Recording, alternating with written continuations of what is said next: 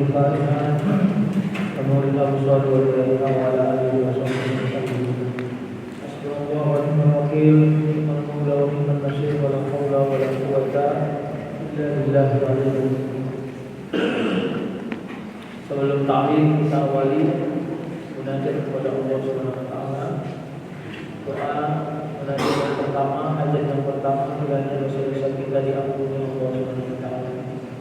Dijauhkan Allah kita dari mara bahaya, diberikan Allah kemudahan dan perlindungan dalam setiap perjalanan hidup kita.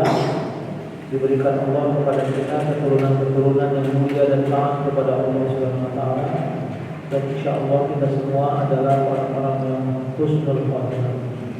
Salawat dan salam kita hadiahkan kepada Rasulullah sallallahu alaihi wasallam. Mudah-mudahan kita tetap istiqomah menjadikan Rasulullah sebagai uswah kita. Bapak Ibu yang dirahmati Allah, fleksibilitas hidup, elastisitas hidup membuat kita akan terus berubah-ubah sesuai dengan keadaan. Dan kadang-kadang kita ini tidak berhasil mencerminkan orang yang istiqomah. Allah cerminkan itu di dalam Al-Quran, penyakit manusia yang membuat dirinya kelihatan terobah. Mensyahir waswasil panas. Jadi waswas itu sebenarnya indikatornya adalah orang yang hari ini dia sudah bilang saya selera A, tapi besok sepertinya enggak. Was-was dalam konteks sosial, perubahan yang membuat kita tidak berhasil dicerminkan sebagai orang yang istiqomah. Jadi sama saja. Kalau di rumah tidak ada AC, maka kita payah bertahan di rumah. Kalau cuacanya mendung kayak gini, nggak ada AC itu nggak apa-apa berarti. Jadi tingkat kebutuhan kita pada AC ternyata masih relatif juga. Artinya begitulah ketidakmatangan kita melihat tujuan itu, melihat kebutuhan. Dan disinilah dihadapkan kita kepada kemampuan untuk melihat sebenarnya yang dicari itu apa. Ya, tadi tema saya kan takarrub, bagaimana sampai kepada takarrub. Kalau pertanyaannya begini, dekat kepada Allah, takarrub ila Allah itu artinya dekat kepada Allah. Dekat kepada Allah, mendekat kepada Allah. Itu kira-kira tujuan nomor berapa dalam perjalanan hidup? Dari situ mau kita tahu. Karena semua pekerjaan hidup kita ini, tujuan-tujuan pragmatisnya selalu menghambat tujuan yang paling idealis. Tujuan pragmatis itu apa? Tujuan yang paling dekat. Orang lapar, makan. Tujuan makannya apa? Kenyang. Itu yang paling pragmatis. Dan bahkan hampir sulit ketemu sama orang yang mengatakan Anda makan, mengapain makan? Supaya sehat. Untuk sampai ke sehat aja Pak ya. Seringnya mentok nih kenyang. Orientasinya apa? Selera. Padahal nanti kalau dilanjut, kenapa supaya sehat? Ya, kalau sehat saya kan kerjanya konsisten, kerjanya kuat. Kalau kerjanya kuat apa ya? Ikhtiar kepada Allah karena Allah memerintah kerja kuat. Supaya apa? Dapat ridha Allah. Supaya apa? Bisa dekat kepada Allah. Artinya dekat kepada Allah ada nanti itu. Tapi jauh melewati dari hal-hal yang menghambat. Nah, sama. Kalau seandainya kita dalam perjalanan hidup ini belum berhasil bertemu dengan takarrub ila Allah sebagai tujuan, sebenarnya kita ini masih belum berhasil mempertegas keberadaan. Makanya pernah dengar begini, man arafa nafsan faqad arafa rabbah. Siapa yang mengenal dirinya, maka dia mengenal Tuhan. Ini simbol-simbol ma'rifah yang disebut para ulama. Kenapa disebut Arafah? Karena kita ini disuruh memahami apa maunya Allah untuk kita. Dan kita diberikan kesempatan untuk meminta apa maunya kita kepada Allah. Di satu sisi kita disuruh memahami apa maunya Allah. Di sisi lain kita diberi kesempatan kesempatan untuk meminta apa yang mau kita. Itu kan ya. Wa iza sa'alaka ibadi anni fa inni qarib ujibu da'watad da'i iza da'an wal yastajibu li wal yu'minu bil apabila hambaku bertanya tentang aku, kata Allah, bilang aku itu dekat, qarib, makanya tak qarib. Qarib itu akrab itu ya akrab.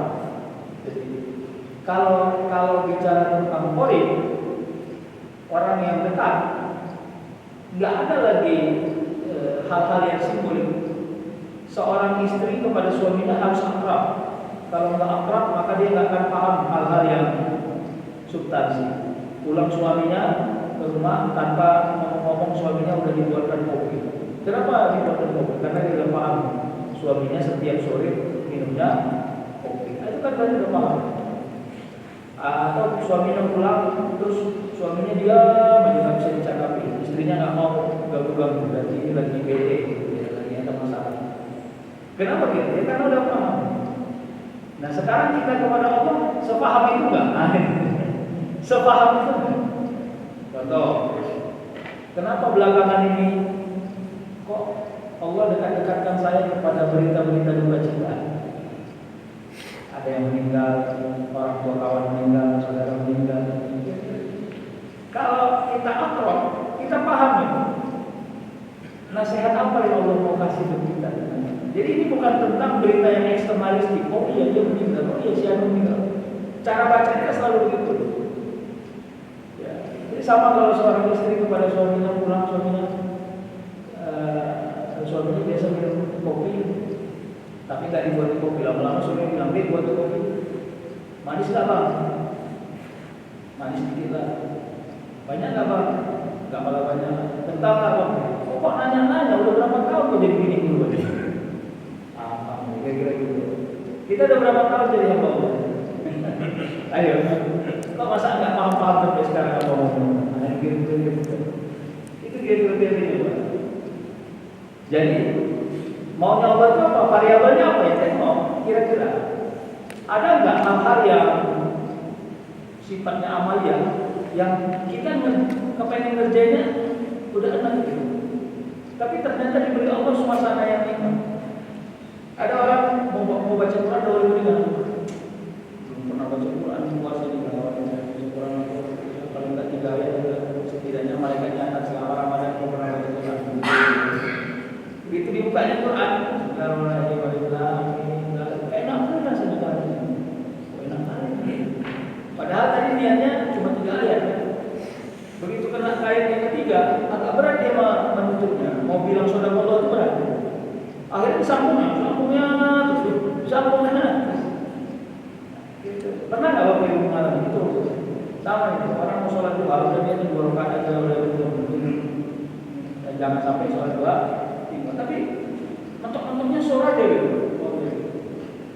Kalau saya bilang bagian dari kasih sayang Allah. Karena nggak semua orang Allah berikan kesempatan untuk menikmati hal yang ritualistik gitu kalau dia terbaik. Ritualistik ini tidak koheren dengan rasionalitas.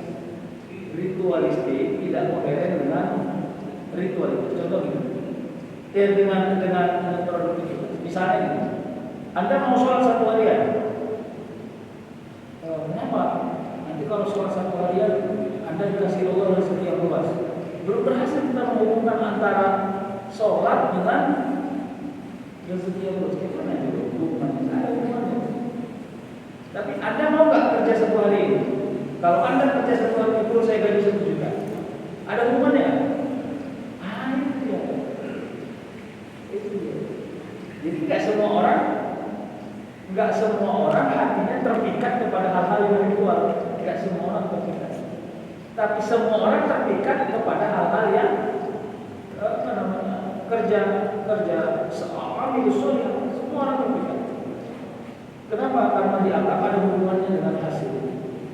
Logika manusia sering menggagalkan kita kepada rasa ikhlas, rasa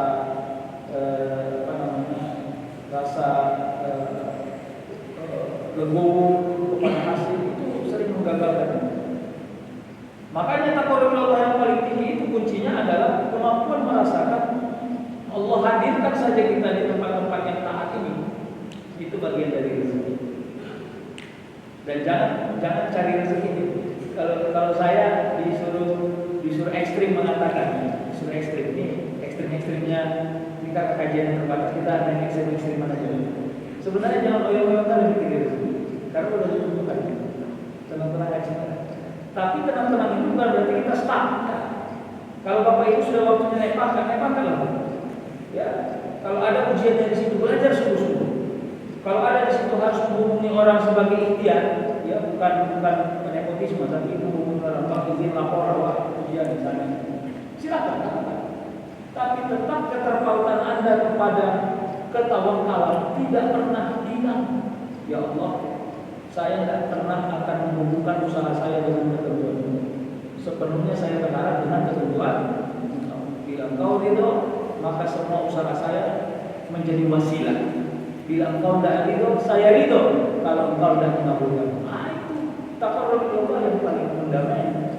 Berani kita ngomong. Jadi kita tidak kelihatan jelek wajahnya ketika ada hajat-hajat kita yang sepertinya masih dijilai oleh Allah Subhanahu wa taala. Bapak Ibu yang dirahmati, maka nanti kita masuk kepada diksi-diksi tentang takdir, tentang ketentuan Allah, iradah Allah. Pamungkasnya adalah ini sama ya. Tadi ayat yang saya baca, wa iza sa'alaka ibadi anni fa inni. Jika Allah pakai sa'ala, su'ila, soal. Kenapa ada orang yang sedang mempersoalkan itu?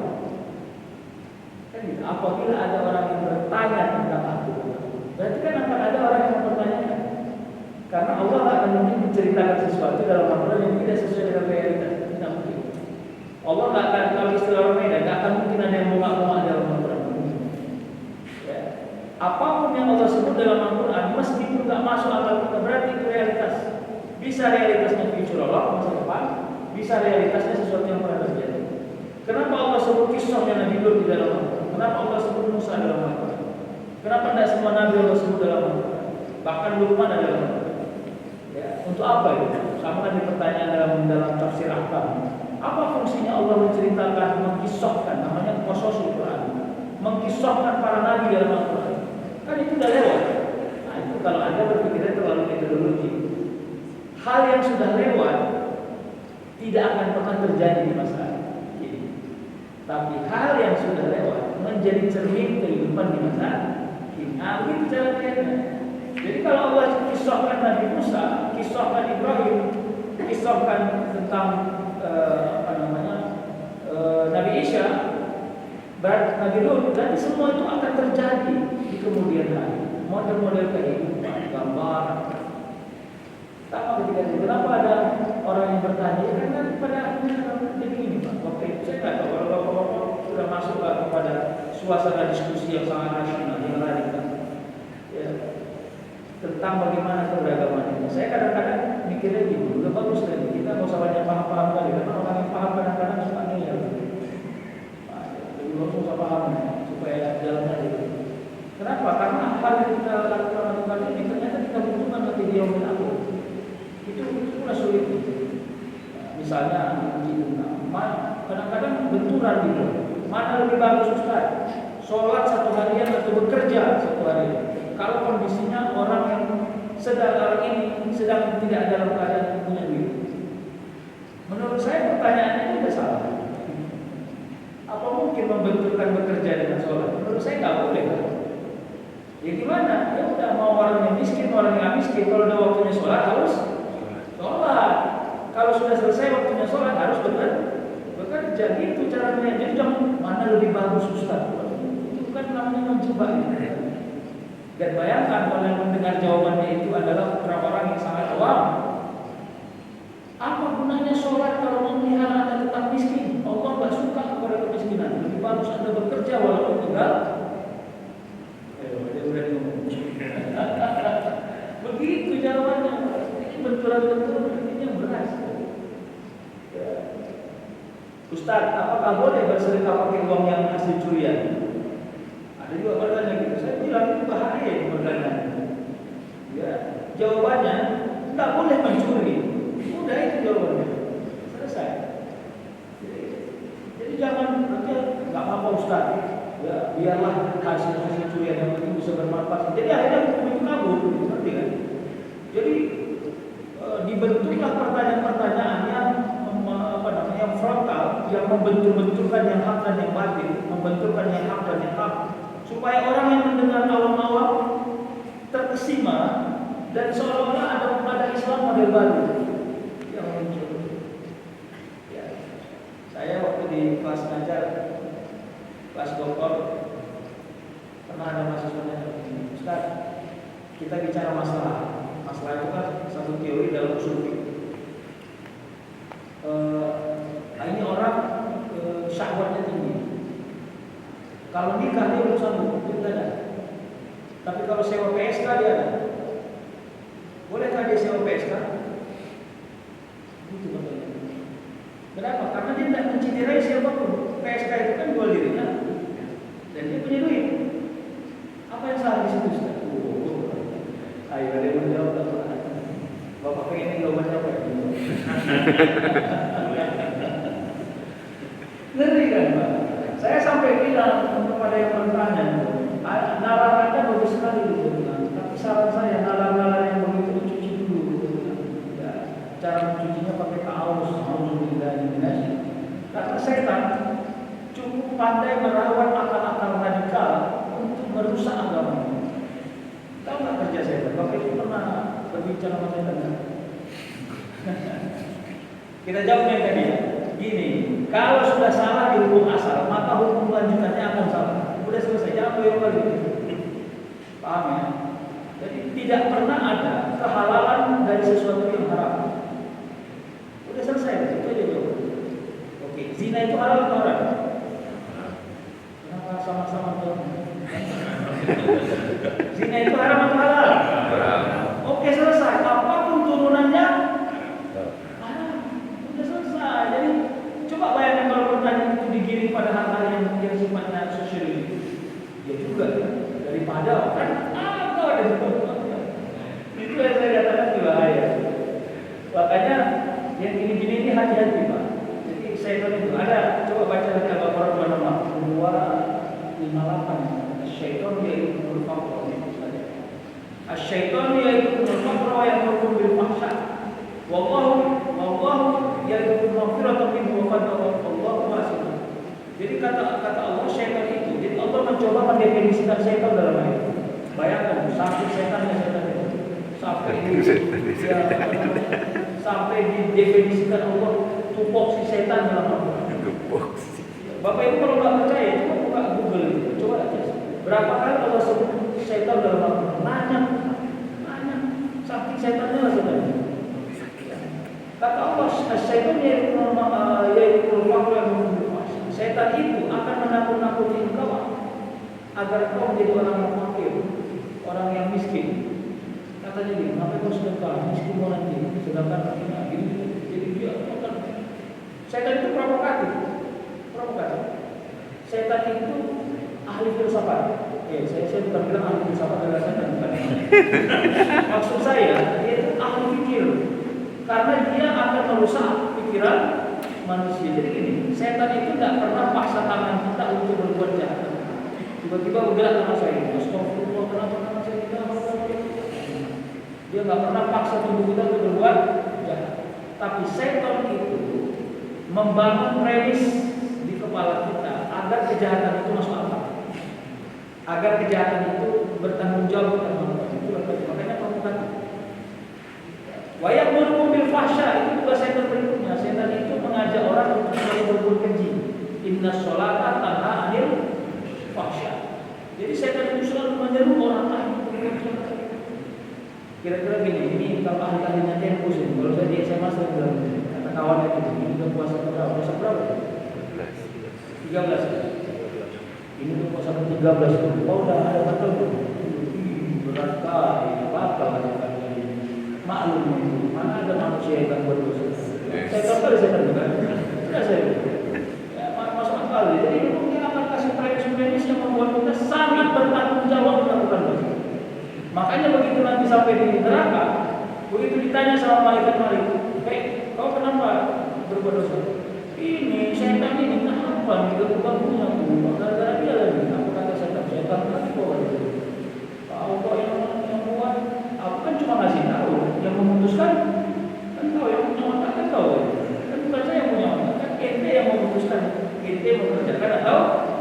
Ya, jadi disitulah kegagalan manusia menjadi manusia. Kenapa? Karena manusia disempurnakan Allah lewat akal, tapi manusia tidak berhasil bertahan lewat akal. Jadi hati-hati, Pak. Makanya teori Islam dalam konteks modern itu penting. Kalau nggak sanggup jangan tengok, itu logikanya. Kalau nggak sanggup jangan tengok. Kalau tahu menjadi selera jangan tahu. Kalau tahu jadi selera maka jangan tahu.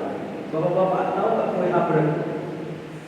Kue habrek, HABLED gitu. Saya nggak tahu nih mama-mama ada nggak? Jadi mama-mama yang mau kue itu. Tahu kan? Nggak tahu kan? Iya, karena memang kue itu nggak ada. Jadi bapak harus tahu. Paham nggak? Yang nggak tahu nggak akan pernah kita pikirkan. Yang nggak akan kita pikirkan nggak akan pernah kita ingat. Yang tidak pernah kita ingat tidak akan pernah kita selera. Paham nggak? Maka yang nggak perlu nggak usah diingat, nggak usah dipikirkan supaya tidak diselera. Begitulah cara membuat gondok setan itu. Iya, kita buat setan itu yang gondok. Ya, yang misalnya dari pagi jadi pusat gondok, pusat orang gondok. Jalan orang itu kan kita dari mobil dulu awal ya. Dulu awal. Hampir besar nggak jadi yang cabut lagi. Kan kok yang setan itu. Bismillah. Awan ini berdua di sini tinggal ini aja nih. Nah, jadi kita buat dia zom kepada semua. Makanya kalau tengok buku Al-Azkar, kita Al-Azkar An-Nawawi katanya begini. Cara untuk menghindari godaan syaitan itu satu, auzubillahi minasyaitonir dalam berbagai segmen ucapan. Yang kedua, berwudu. Ternyata ini khasiat itu luar biasa sekali. Serius. Saya membaca beberapa narasi yang ditulis oleh Nasaruddin Umar, profesor sekarang menceritakan khasiat wudhu itu bukan hanya tentang kita kepada diri kita, tapi kita kepada orang lain. Katanya, kalau Anda ingin bertemu sama orang yang akan marah kepada Anda, hadapi dia dengan wudhu. Saya nggak tahu, tapi coba dikoles dulu. Karena katanya orang yang berwudhu, temperamennya akan turun sekian derajat dari yang asalnya. Makanya orang-orang dulu suka menjaga wudhu. Dan ini nanti menjadi, kalau dalam riwayat itu disebut begini, orang yang jaga wudhu tidak akan bisa didekati oleh syaitan. Seumpama orang itu sedang berbisik kepada kawannya, syaitan tidak dengar. Nah, berarti kan lumayan jauh ya, kira-kira. Nah, inilah nanti menjadi varian. Bapak Ibu yang dirahmati Allah, makanya syaitan itu tidak akan pernah berhenti merusak manusia. Mau Bapak Ibu sedang mau sholat, sedang mengaji, bila tantangan kita untuk taqarrub ila Allah itu tantangan yang paling berat. Ya, ketemu sama itu contoh yang sering saya bilang dulu kan, nampak uang di pinggir jalan uang banyak 20 juta, bayangkan nampak di pinggir jalan.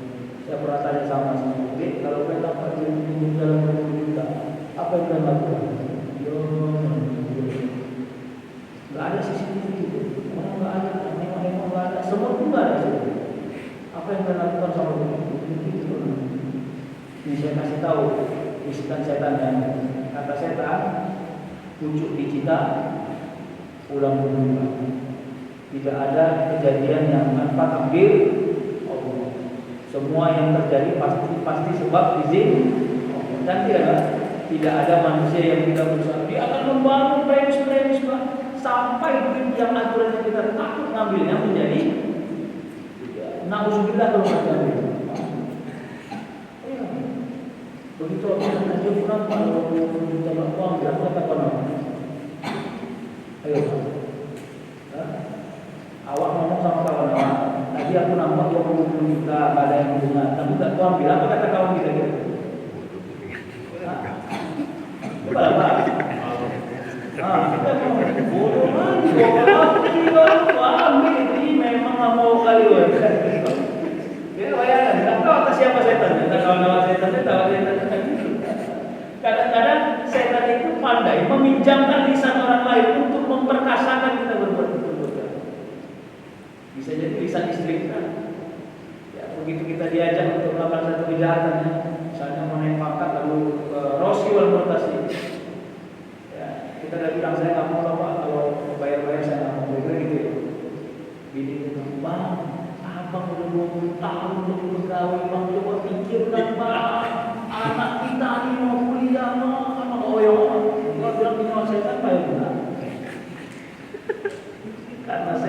bisa menjiplak sampai orang-orang yang paling kita sayangi, paling kita hormati. Kenapa? Karena dia itu lintas segmen, Pak. Makanya saya bilang setan kali setan itu. Makanya Bapak Ibu jangan berkawan sama setan. Sampai Allah sebut, Udukhulu fis-silmi kafah, wa la tattabi'u khutuwati syaitan. Jangan kau ikuti jalan setan. Ittiba, jangan ikuti. Serius. Jangan pernah pura-pura pelan-pelan menselerai jalan setan. Innahu lakum ayyun mubin. Nama setan itu adalah musuh yang baik. Nyata itu alirannya materialistik, Pak. Nyata itu harus nampak, nggak boleh abstrak. Kalau dalam teori filsafat yang abstrak itu nggak mungkin nyata. Yang nyata itu lepas dari teori abstrak. Jadi kalau kita memusuhi orang, saya bermusuhan dengan si Putra. Apa ciri-cirinya? Hitam, pendek, pesek. Tahu nggak kan? Berarti si Putra itu nyata karena dia punya ciri-ciri. Saya memusuhi si Putra, kayak mana orangnya? Orangnya jahat, orangnya badal, orangnya temperamen, sudah jelas. Yang mana ini yang kita musuhi? Makanya kesalahan terbesar kita memusuhi setan adalah posisi setan di dalam diri kita sangat abstrak. Nggak tahu kita di mana.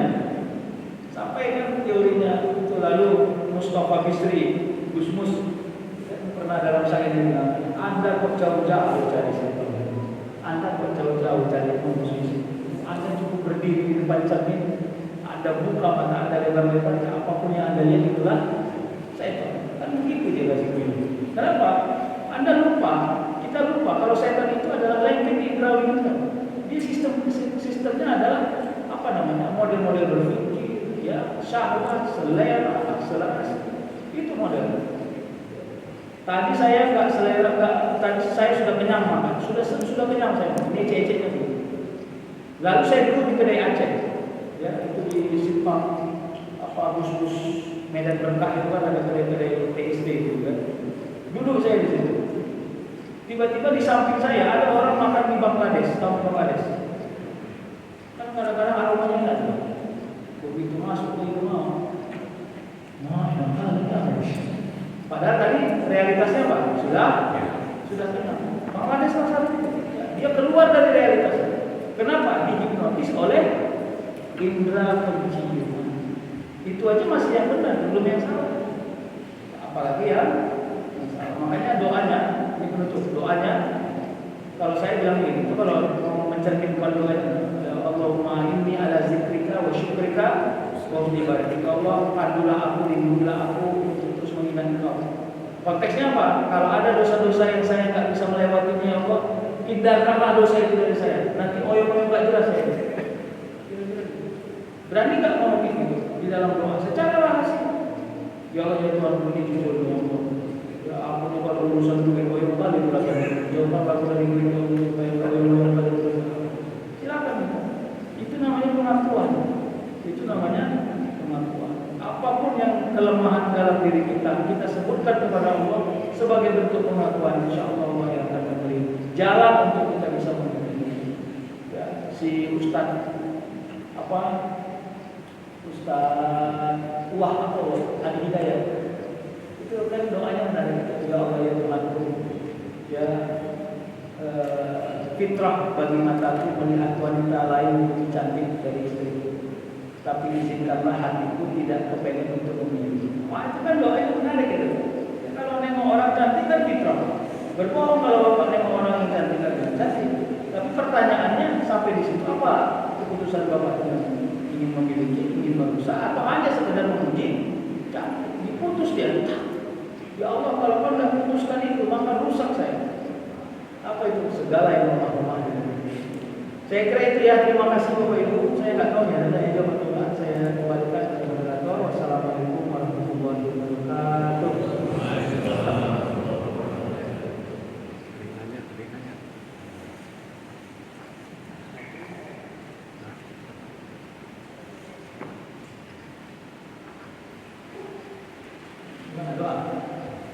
Doa aja ya. Cepat doa, bukan berarti cepat dukanya Pak. Bismillahirrahmanirrahim. Alhamdulillah. Wassalatu wassalamu ala asyrafil anbiya'i wal mursalin wa ala alihi wa sahbihi. Rabbana zalamna anfusana wa lam taghfir